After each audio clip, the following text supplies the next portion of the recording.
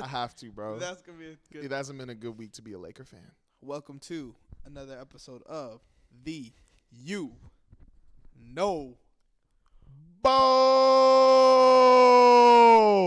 NBA show, brought to you by Playbook Sports. I'm your host, Anthony. Across the table, I got my Laker player hater, Philly Phil. What's good? What's the word?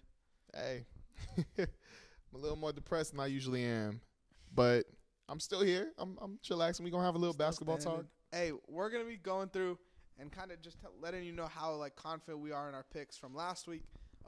Really just playoff talk today, frankly. We got some beef around the league, I guess, but beef around L.A. especially. But we're mainly going to be talking about these playoff games, and you know that's what you came here for, man. So make sure you guys hit the – my bad. You got it.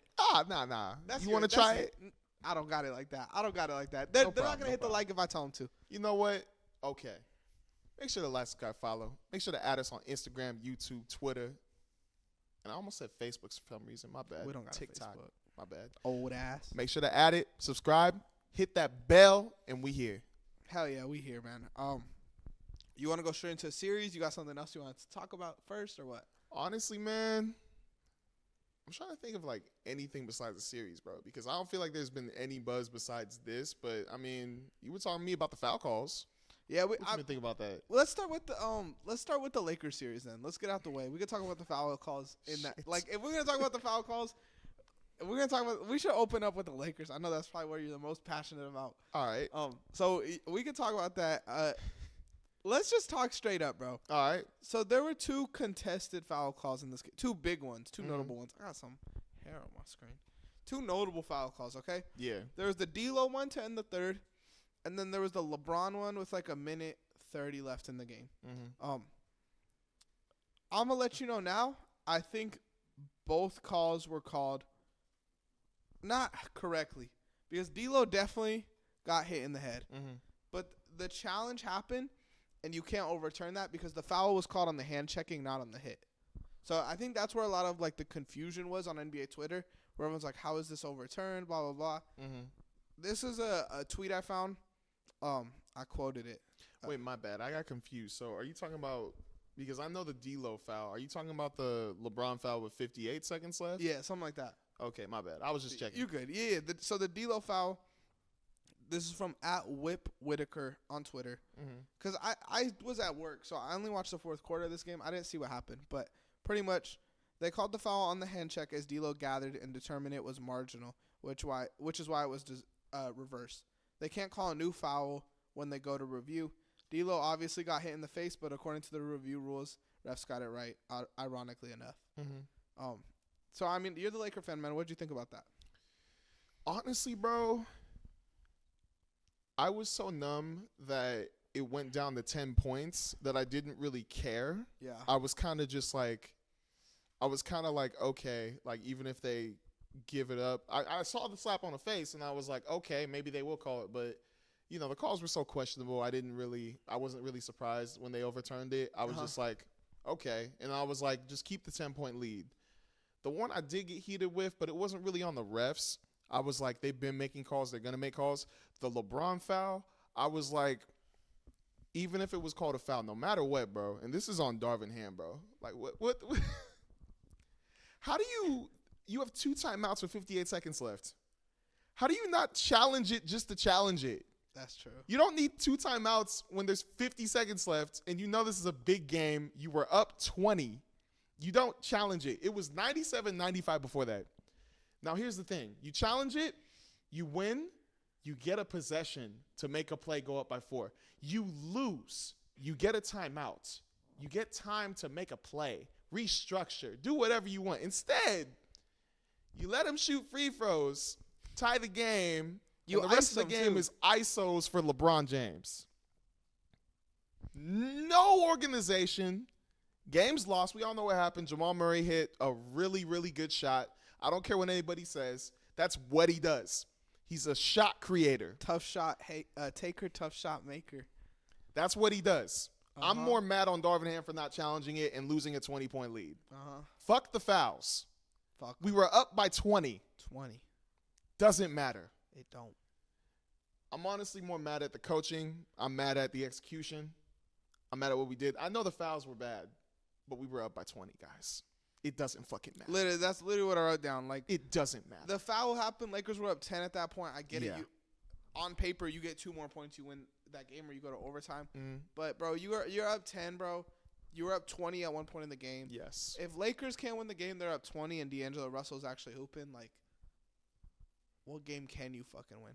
Yeah, that's the craziest thing about it, which leads me to my take. I said I want to say Lakers in 7. I said Nuggets in 6. Now I'm changing it to Nuggets in 4. We're fucked. Damn. We're fucked. No, I'm for real. Like, you know how painful it is to just have a whole game played right. Granted, Rui and Austin Reeves didn't play that well, but D'Lo's making shots. AD's playing defense. AD's going crazy. Jokic couldn't guard him for shit. Yep. LeBron, he wasn't scoring as crazy, but he was doing everything else super well. We're up 20. How the fuck do we lose? That's tough. How the fuck do we lose? That's tough. That's I'm changing it. Nuggets in 4. I'm sorry. I'm gonna give a little credit, and I've been telling everyone this about every series. The series don't start till an away team wins. So if the Nuggets go to LA and win, then like I'm with you where I think it's like over.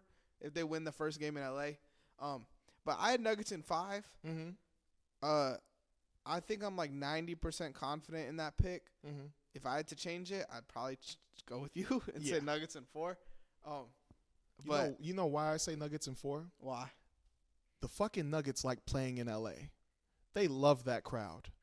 They literally, this is why I respect them. They don't care who's jawing at them. They just ball. So this is why I'm like, oh, everybody's like, they not going to like that Laker crowd. We haven't beaten them 10 straight times. And what Laker crowd, bro? Celeb, bro? Like Kelly Oubre said? We have a crazy crowd. It's just that the Nuggets don't care, bro. They're going to kill us. I don't think of y'all as a crazy crowd. No, we're not as crazy as OKC and stuff. But that's what I think of as a crazy. But yeah, like there's a home court feel for sure, like here in LA. But I don't know. When I think of like OKC, I feel like Golden State used to have that before they got like in this like rich neighborhood. That whole thing where they changed they moved or whatever. Yeah. I feel like San Antonio has a really good crowd. Who else got a good crowd? Those 3 probably. I feel like those are the big 3. Steve Ballmer maybe by himself. I like that. But Timberwolves have a good crowd right now. Oh, the Timberwolves crowd is crazy. They're popping right now. They're crazy, bro. They're probably the MVP crowd of the playoffs. That's a crowd I respect, bro. The 2 people with the Devin Booker shirts in the front. You see the dude with the towel telling Anthony Edwards ISO? Bro, I love that. I like that, man. When he was telling them that, I'm like, bro, that's when you know they're a true fan, bro. Did you have anything else you wanted to say about the series? Or no. We got to talk about this Darvin Ham, AD, LeBron. Oh, yeah. Press conference war that's going on right now. We got to talk about straight that, bro. War. So before the game started for game 2, he said something that I don't think any coach should fucking say anytime. I don't know how to guard Jokic. It's hard as shit. You're the coach, dog. You wanted this fucking team. You literally said in that awkward camera angle, we want all the smoke. Why are you now telling me that you don't know how to guard that motherfucker? That you don't have a plan for that motherfucker? What are we doing? And then after we lose that game, LeBron said his things about the fouls. I didn't really care about that because I thought it was crying. Bro, we were up by 20. It doesn't fucking matter. AD's is the one that scared me. Hold up. I just want to say something really quick. All right. What's up? What's up? You, right now, yeah, I feel like are the most reasonable as a Laker fan I've ever seen you. Bro. Like, I feel like everything you're saying is adding up for the first time when it comes to Lakers. That makes sense. It takes a lot to get that from you. I've been through this shit so many times. The people saying that we still got a shot, no. The morale's terrible. AD, that's what I'm getting to. If it was like, oh, we took it, we got to go back and take, no. This, AD, I love you, bro. But the fact that he said we don't know what we're doing in stretches most of the time, because that just tells me there's no organization, there's no play calling. I don't know if it's D'Lo and LeBron's fault. I don't know if it's coach's fault, but there's something wrong there. I bet it's all 3 of them. Maybe all 3. But then for Darvin Ham today to go out there and say, Well, I'm just going to chalk that down as frustration. I'm going to agree to disagree. Motherfucker, he's playing in your offense. You don't think the one dude who's our top scorer can say? I just. And low-key, this could have started from the jump. Like, when you got Anthony Davis out there and you're telling the media, I don't know how to stop Jokic, and Anthony Davis is, like, I'm not the one to argue this, but you could argue the best defender in basketball right now. Yeah. And you're out here saying we can't guard Jokic. Like, I feel like that's kind of a slap in the face to Anthony Davis. Oh, yeah. Like, you can't be doing that. This is why, like, I'm just over this series. Nuggets, congratulations. We didn't respect y'all in the second half. We got our asses whooped. 10-point lead, 20-point lead. Y'all took it away. I just want it to end, bro. I'm over it. Because then, next series, what are we going to do? We had all this shit that happened. The team chemistry's probably shot. AD doesn't trust the coach. LeBron probably don't even trust him. He's just good at hiding it. And the coach don't trust the players. And the coach don't even trust the players or take responsibility for his actions, bro. Like, I don't even know why we're going to hire this dude back or sign him back. Yeah. That was the biggest slap in the face. He's made so many slap in the face, like, things to Lakers fans, our players. I don't know about the front office, but, hey, he probably loves the front office, but it's just a slap in the face. It's literally a Paul Westhead with Magic Johnson and Kareem Abdul-Jabbar situation. If you've ever seen Winning Time, I'm going to use that situation. When he was going up against Magic, making him feel like shit, making it act like, except there's no Norm Nixon to back him up, no Kareem Abdul-Jabbar to back him up. It's LeBron James, AD, all those guys are together, bro. So, honestly, I'm just going to say this to the Lakers front office. Fire Darvin Ham. It's not even a joke. It's not like no delusion. The players ain't with him. Fans ain't with him. Fire him. This is stupid. They should have been done this, bro. This is stupid. Darvin Ham would be lucky to have another job after this. That's all I'm going to say. I respect the Nuggets. I respect everything you do. There's not really – I had some stuff down that they probably should, like, make sure of. Like, stop letting us get leads because maybe we'll figure it out. But fuck it. You already destroyed, like, everything. You guys are a respectable team. But I picked them to win the championship anyways, like, earlier. So, yeah. I mean, there it is. That's all I got to say about it, bro. If you got anything to say, go for it. But I said what I had to say. I'll let you cook. We talked about your team. Let's talk about my team now. Yeah, let's go in, bro. Let's have some positivity. The New Orleans Pelicans. The game's about to come on right now, game 2. So we might be a little late on this. But the Thunder versus the 8 seed. 95% chance I got Thunder in 4. Okay. To complete this. Okay. Only thing, bro, that kind of scares me. And history will tell you that this won't happen for CJ McCollum because he's been a historically bad playoff player. Mm-hmm. But he needs to figure it out. Brandon Ingram over the last 5 games of the season, including the playoff and the play-in, needs to step it up. He's been pretty awful too. But yeah, Thunder in 4, bro. Like this game, 92-90 was the final score. I feel like you gotta win that game. If the score is 92-90, like you're the 8 seed, you gotta step it up. And your top dudes are having 10 points and 18 points. Like, that's ridiculous. Your man, Casey Wallace, came in clutch with that stop, man. Yes. He came in clutch with that stop. I was watching that. I was like, damn, he bothering him. Even if he gets a shot off, it's going to be tough. I still held my breath, though. I'm not going to lie. Oh, yeah. I thought it was going to go in for a little second. He got a clean look, bro. But, yeah, Valanciunas was a problem in that first game for sure, statistically. But I do feel like they played us a lot better when Larry Nance was out there. Just because, like, he was killing us on the glass, but they weren't really scoring. So it's like those second chance opportunities really didn't matter as much. I think more on the side of, like, having Larry Nance out there where you could run a cleaner pick and roll. I think that could create more offense and more offensive opportunities. I think Jalen Williams is becoming, like, the most underrated player in basketball right now. Like, I know everyone likes him and thinks he's good, but, like, he's legit, like, top-end NBA talent at this point. Like, he's probably a top 30, 35 player in the NBA right now. No, I like that dude. That dude he's really good. I wanted to say something about Chet Holmgren too. Like, I'm looking at his stats now. I'm sorry I didn't post this, but 15, 11, 2, 1, and 5. Big game, bro. Is really good. Big game. Really good. I'm kind of I didn't know Jonas Valanciunas had 20 rebounds, but maybe. It don't really mean much. Yeah, it doesn't really mean much. But he's still getting 5 blocks with 11 rebounds. That's still really good. Yeah. Chet, the 5 blocks. The reason Chet was so good in this game though was being able to knock it down from 3. He only had 2 threes, but they were big threes. Like both of them, one was like to open the game. I want to say the other was like in the third quarter, but they were just kind of like run stopping threes. And then SGA, he didn't score 31, but Mr. Consistent, you better believe he's gonna have 31 game 2. He always scores 31. That's just what he does. But yeah, I'm super happy as a Thunder fan. You know, I didn't have expectations this high at all to start the year. I didn't really believe the expectations at the All-Star break, but I really believe if Mavericks Clippers goes to 7 and they're kind of beat up, we can beat on one of those teams. You know, if we're fresh, we beat this team in 4, we had no business, then I think we can make a conference finals run at least. Hey, y'all just got to take care of business early. Yes. The earlier, the better. Yeah, we can't waver, especially the games in OKC with how lit that crowd is. We cannot blow that. Man, well, at least you winning games. Yeah. At least you doing your thing. We are. We could go to the 3-6 matchup now. Ooh. Wolves, Suns. Oh, man. They got KD. We got who? They got KD. We got who? I don't know that. You never seen that quote? I don't think I've seen that quote. I This was like during the season, or maybe it was last season. My It's bad. Anthony Edwards, and he's like, they got KD. We got Jaden McDaniels.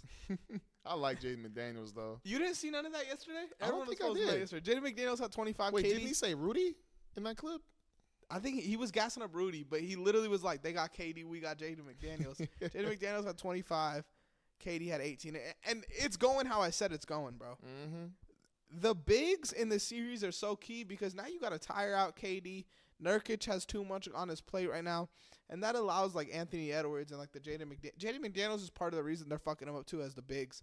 But, like, you let these dudes ball out. I know Anthony Edwards didn't have the best game yesterday, but Anthony Edwards game 1, bro, was, like, put that shit, like, when he's, like, a top 10, top 15 all-time player one day, put that shit on a highlight reel and say this is when he was born. That was crazy, bro. It almost seemed like game 1 was almost like an M1 mixtape of Bro, him that shit was just like a movie. he was going crazy. How many points did he score? 3. I want to say it was like 36. I think he had 36, but he went nuts in that first game. I was watching and I was like, bro, they cannot stop Edwards. And then the second game, they did a pretty good job. Like, they stopped him from scoring. But then Jaden McDaniels came in clutch. They got KD. He had like 25. I don't know what's going on. Well, I mean, we kind of do. Game 1. Yeah. Like, I don't know what's been going on with the Suns, though. Like, KD's only been averaging he's averaging 25, 7 and 2. He had 31 the first game. He had I want to say 18 last game. Yeah, and then Booker, he's not having a good series, and then Bradley Beal, he's been not too good also. Everybody else hasn't really been helping them. I think that this Timberwolves defense is better than the Celtics defense. Oh yeah. Call me crazy, bro, but they have many dudes. Defense. They got so many dudes. And shout out Nas Reed, 6th man of the year. Mm-hmm. I know there's a lot of contestion. Is that a word? Is that a word, Izzy? Contesting? Maybe. I don't know. A lot of people contesting that he shouldn't be Rookie of the Year. I feel like he should. I mean, a most improved player. He's had a good whole season. I do too. I think Malik Monk was the 6-man scorer. Mm-hmm. I feel like that's what people are saying. Like, that's usually what wins it. But, nah. Rudy has shown why he is the defensive player of the year this series. Because his defense on the perimeter inside has been electric. Like, he's actually playing really good perimeter defense this series. I'll give it to him. He's actually moving. He's not going to get Terrence Mann this series. If they play Grayson Allen at the 5, he's not giving him 40 because he is moving. But, yeah, I had Wolves in 5. I think I'm like 80%, 90% on that take still. Like, I believe that. I think that we just got to see how the Suns respond over in their house. Yes. Because Devin Booker sounded super confident when he was like, well, people didn't think we were going to beat was it the Flippers or who was it? Because I remember they went down. They beat the Clippers. He said one certain team. He was trying to. The Clippers is when Ayton caught that game-winning dunk. Oh, yeah. It was that series? So it was probably that series. It was probably or the Lakers even. It's probably 2021. No one thought they'd beat the Lakers that year either. So AD went down. Cameron Payne turned into MJ. I hate that team. But anyways, yeah, like we just got to see how they come out in game 3. They may still have a shot, but they got to really rely on their offense. Like, really. They got to go crazy. They need a playoff Devin Booker. For real. But he's not going to get that against Anthony Edwards. No, bro. he ain't right and now. Anthony Edwards has been a key reason in why KD's been struggling too. Because Anthony Edwards, every time I'm watching the game, he's one of the main guys guarding KD. Him and McDaniels. So he's been doing a really good job too. Man, I'm looking at the advanced stats real quick. A 96 defensive rating right now. That's crazy. And then a 99 defensive rating for Rudy Gobert, a 97 defensive rating for Karl Anthony Towns, and a 97 for Nicolau Alexander-Walker. That is crazy. Oh, my gosh. There's nobody in double digits on this Minnesota Timberwolves team. Jaden McDaniels, 103. Mike Conley, 103. Naz Reid, 102. I don't care about the bench but they all have 100s. Yeah. That is good. Yeah, you want that really to be good. as low as possible in the modern NBA. Mm-hmm. Like at 110 is probably average. So yeah, it just shows how this team is just locking shit down. Clippers versus Mavericks. That's the last series in the West. Mm-hmm. Okay. This is such a split series, bro. Even when I said Clippers in 7, it is so split. I still think I don't know. I think the Mavericks are gonna win this series now. But Clippers in 7 was my original take. Mm-hmm. I need to see Kawhi bounce back a little harder. Like he played yesterday. He wasn't bad yesterday, but I need either Kawhi or Paul George to really lock in and try to take this series over. Mm-hmm. Like you can't win this game being the series being the Clippers all season. You got to be a playoff team. You got to have Paul George go out there and get you 40 or Kawhi go. You got to have a game like that where dude is cold. Because I feel like a lot of the times Paul George and Kawhi kind of back up and they don't want to overstep nothing. And they kind of just do their job, give you a cool 20, 23. You got to go get it, bro. Yeah. You got to be that dude because Harden's going to do his job as a playmaker. I've been critical of Harden as a scorer, but as a playmaker, Harden's going to do what he has to do. And then Westbrook, bro, is such a key in this series, too. In Game 1, bro, I feel like stats might not show this, but he kind of dragged them. His electricity in that arena, dunking, yelling at the crowd, all this shit, bro. And he could do that in Dallas. He don't got to be in L.A. to be electric. So I think Westbrook's just energy is a big thing that this team needs. Well, right now, playing – I want to say most of the minutes out of these other defensive guys, he has the highest or the lowest defensive rating. So he's been putting in work both ends. I mean, what is it? It's 101. Okay. So he's doing a really good job right now. But I don't know. Watching Game 2, because Game 1, they went nuts. I did not expect that. Honestly, respect to them because I really thought they were going to get blown out by the Mavericks. But Game 2, I don't know what was missing. They still were doing an okay job because they only let the Mavericks score 96 points. But I think it was just that Kawhi, he got more of the touches, and he still wasn't feeling it, so a lot of his shots weren't falling, and it messed with them. Yeah. But I think they'll figure it out. But I still think the Mavs, I still want to go with the Mavs winning this by 6 or 7. I'm going to go 6. Mavs in 6. I feel like a lot of the Mavericks dudes just hit shots yesterday, in the fourth especially. PJ had a clutch 3. Mm-hmm. Kleber had a clutch 3.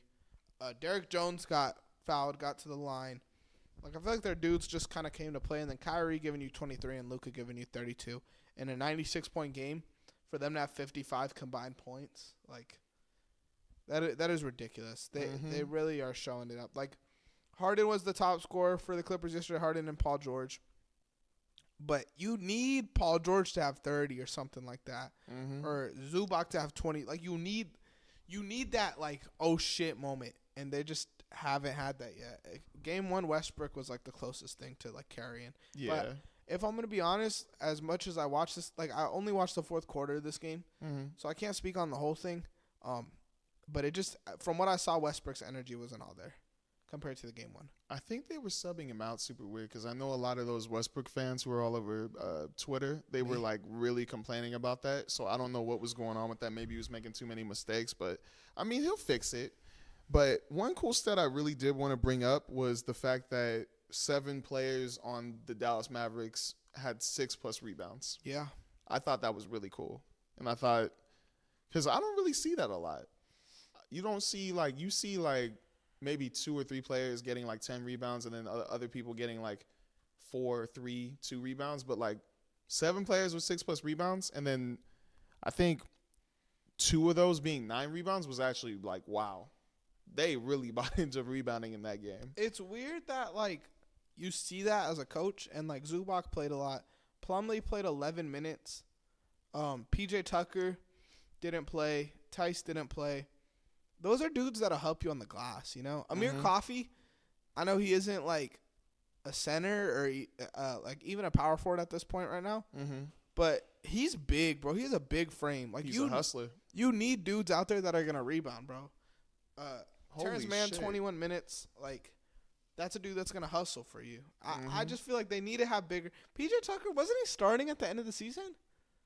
I think it was because Kawhi was out. Kawhi and Paul George were out. But still, like, why is he not playing at all now? Them dudes hate PJ Tucker, man. They've been hating him, but I think he still gives you hustle and strength that you need. That they need in this series, bro. You need a dude to go out there and punch Luka in the face. And he has experience too. Like with the Bucks, he was doing I'm not gonna say he was doing a crazy job on Kevin Durant because he still dropped 40 on him. But he was still trying to bother him. He was in the right spots. Yeah. You know, sometimes you get fucked up. It just when you're playing KD, that's gonna happen. But yeah, you want to go to the East now? Yeah, and also real quick, the Miami Heat are up by 9 points with 1:57 left to go in the fourth. Yeah, that is crazy. 6 points, 1 for 9, 4 for 4 from the line. Man, what happened to Porzingis? But anyways, my bad. How about we get into that? I had Celtics in 4. I like the clean transition. I had Celtics in 4. Before this game, I had that at 99%. I thought they were going to sweep them. Now, Heat are winning, so it's like a 0% now that happens that they sweep them. But I still got the Celtics in that series. From Game 1's perspective, I honestly couldn't tell you if they did it differently this game. But watching the end of Game 1, like the second half, DeLon Wright needs to play a lot more. I think DeLon Wright was a big reason they drove back in the game. I'm going to try to check the minutes now to see if he's playing more. I think he's been – well, no. 20 minutes this game. I just think he needs to be out there a lot more. Like, his defense is big. He's like – I mean, I know these guys are like veterans, but like Tyler Hero, Caleb Martin, Jovic, like DeLon Wright's a real veteran. You know, like he's been in the league forever. So I think he needs to be out there more. Honestly, I love DeLon Wright. Like, he's good, dude. When was it the Raptors he first went to? Yes. I liked him when he played over there. Or maybe Detroit was where he was first. No, I think it was the Raptors. But even when he was with the Wizards last year, I liked him. Like, I like him in the point guard role because he could be a good starting or backup role for your, like, star players. Yeah, he's a really good role player. So right now with Jimmy, I feel like because who's the point guard besides, is it just Tyler Hero? Yeah, Tyler Hero I think has like 15 assists right now though. Yeah, I mean, he does a good job in the playmaker role, but I feel like for defensive purposes, I feel like you want Delon Wright to be out there in the backcourt with him. And then have because Scary Terry, he's not playing right now. Like, he's hurt. Is he out the whole series? I forgot what the report said. One sec. Let me tap on his name real quick. Scary. Actually, no. His name doesn't show up here. Yeah, I have no clue what his injury is. I just know he's out right now. Yeah, but I feel like for defensive purposes, you might want him out there. Do a lineup of Delon Wright at the 1, Tyler at the 2, Caleb Martin at the 3, Jaime Jaquez at the 4, and then Bam Adebayo at the 5. Ooh. I like it. I wouldn't be mad at that at all. 8-point game, 50 seconds left. Nah, this is over. Derek White. Oh, yeah, that's over. Out of bounds on the south. Oh, he saved it, but doesn't matter. This is over. Let's transition series then. Let's go with the most – this series – actually, I wouldn't call this the most boring series in the East. Cavs Magic, those have been some shitty games so far. Damn. Cavaliers are doing exactly what I said. Size does matter. Yeah, I'm honestly a little shook, but at the same time, experience outweighs rookies. It just once you've been in that atmosphere, it should help. Like, I feel like in that first game, because I was watching it that weekend, I feel like the Magic were nervous. Like, they were playing okay defense, but they couldn't score. Like, they would get a good stop, but then they couldn't generate a bucket. So, I mean, Donovan Mitchell being Donovan Mitchell took advantage of that. And, well, turned to the playoff Mitchell. That's what I was kind of getting at from the jump, bro. Like, the Cavaliers are so big and the Magic are such a bad three-point shooting team. Like, how do you expect the Magic to score if they can't shoot threes, and you're obviously not gonna drive on Jared Allen and Evan Mobley. I had Cavs in 6 originally. I'd probably go Cavs in 5 now. But it is kind of interesting to think about like how I don't remember what I was about to say. Oh yeah, like again, the Magic still haven't played at home yet. You know, so that's gonna be a big part of the series. The rebounding, like I said earlier, is a big part of the series. Jared Allen is averaging 19 rebounds in the series. Wow. 19 fucking rebounds, bro. Strus and Mobley are both averaging 9. No player on the Magic is in the top 30 of playoff rebounds. Anthony. You know how I was talking about the Minnesota Timberwolves defensive ratings? No player on the Cavs is at 100. Donovan Mitchell, 92. Wait, in the series or in the series? Well, I mean that makes sense. But that's still crazy, bro. It is, but the numbers just haven't been there. You know, through 2 games. Well, I mean, we were talking about the 2 games with the Timberwolves. I guess. I don't know why. I thought when you were talking about the Timberwolves stats, I thought it was the full season. Oh, my bad. Yeah, my bad. I'm keeping track of like how the defense is like flowing because it's not the total series. Well, I mean, it is the total series right now, but like I know it's going to be different at the end. But I still feel like 92, 89, 81, 95, 88 is crazy. 81 is crazy. Who is that? 81 is Jared Allen. My GOAT, bro. And you know, Jared Allen right now also has the highest offensive rating at 135. Yeah, that's crazy. He's doing his job, job, man. Crazy. He's doing his job. Again, 19 rebounds through 2 for him. Strus and Mobley are averaging 9 rebounds each. No player on the Magic is a top 30 rebounder in the playoffs. So between the 16 teams in the playoffs, no player on the Magic is in the top 30. Franz is their highest. I think he's like the 35th highest rebounder in the playoffs. Really? But like Jalen Brunson's averaging more rebounds than him. Jalen Smith, who I don't even know like when he's played, is averaging more rebounds than him. That Jalen Smith is bubble bass. Shout out. We're the number one thing that pops up when you when you search Jalen Smith bubble bass. So we made it. We almost there. We almost there. But what do you think? You think there's any way the Magic could win this series? Honestly, if they can start making some plays and shooting the 3-ball well, because right now I'm seeing total threes right now. The Magic have made 17 out of 72. Fuck that. The Cavs have made 20 out of 69. So nobody's shooting super well from the 3. It's only the Cavs have shot 3 more threes than them in the series. But again, the Cavs have that.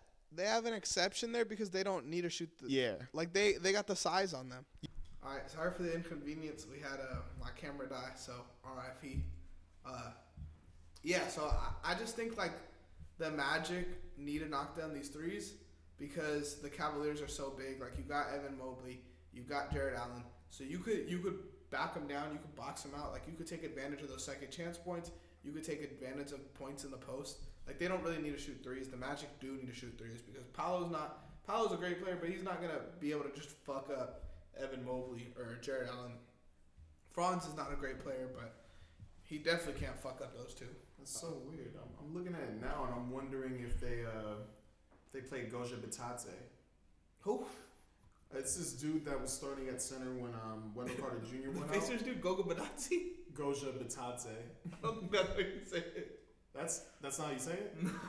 I thought that's how you said it, my bad. I heard it one time in a game, and I was like, is that how you say it? But you said that shit fancy. My bad. I thought that's what it was. But anyways, like, I'm shook they're not playing him because he's a heavy body who can probably help out, and you can move Jonathan Isaac onto Paolo Banchero on Evan Mobley still. But John Isaac is a great person to start. We saw that at the end of the year, but he should not be starting this series. Like, he shouldn't be playing as much this series. I just don't see it as big of a purpose for him this series, you know? You got to have your guards out there to guard these guys. Like, Jonathan Isaac could play those minutes where you need someone to guard Donovan Mitchell, and he's, like, torching you. But other than that, like, Jonathan Isaac's benefit is more on, like, these wings, and, like, you're kind of wasting him if he's out there on Max Strus. When you should have a shooter, you should have, like, you're saying, Goga Bitadze. Yeah. Is that really how you say his name? Yeah. All right, my bad. My fault, everybody. My fault, Magic fans. Apologize to Goga. I'm sorry, Goga. I'm just a fan of yours. Sorry. But anyways, on to the next series, Milwaukee Bucks Pacers.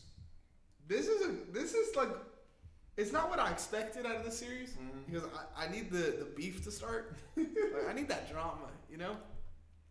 But between the Pacers and the Bucks, Halliburton, I don't know if you saw his post game last game. Oh yeah, was he talking? When he talked about the mill, I didn't hear that. Oh well, I mean, he was talking about his brother was being called the N word and stuff over in Milwaukee. What the fuck? Yeah, he was talking about like one of the fans was like calling him the N word and stuff, and I was like, well, damn, maybe there's some ammunition there, like for him to go off and when they go to Indiana. What? There's racist people in Wisconsin? No way. Nah. I saw Tyrese Halliburton talking about how like weak the Milwaukee crowd has been and how the Indiana crowd is so much better. I didn't see that. That is crazy though. That's fucked. Hey. But that's some heat to throw on. I don't know when Giannis is coming back. I don't know if he will be back this series. Mm-hmm. But Halliburton doing that yapping after the game, you've been kind of ass this series, bro. He's been mid. You know, like my Trae Young over Halliburton take is looking water right now. I mean, who made the playoffs? I don't know. He ain't even looking like the best player on his team right now, bro. Yeah, he's only averaging 11, 6, and 10. Siakam is leading the playoffs in points per game. And honestly, the way like Halliburton's numbers look, you would think like the Bucks thought Drew Holiday. Like he is getting fucked up.